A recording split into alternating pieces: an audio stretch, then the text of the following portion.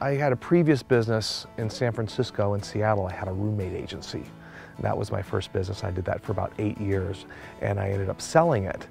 And I'm a little bit of a workaholic, so after I sold that business, I found myself with free time and a little money in my pocket for the first time in my life. And so I went traveling by myself in Europe, sort of backpacking with a little travel guide. And one thing that I found really interesting about traveling by myself in Europe is that I was really approachable and people would come up and talk to me all over Europe. I was really surprised at what a social experience that was.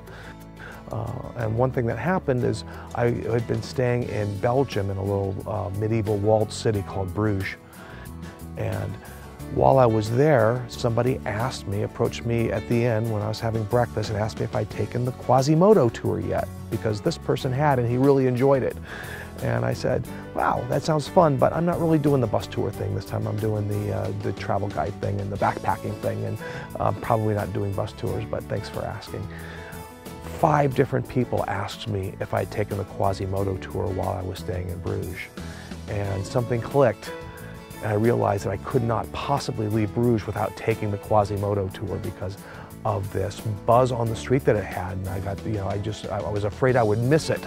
So fortunately they were able to squeeze me on, and I took it, and it was a great little tour. Just a guy in his bus, a guy who grew up in Bruges, bought a bus, and will show people around his hometown. I thought that's a great little business idea. Stuck it in my back pocket for review later.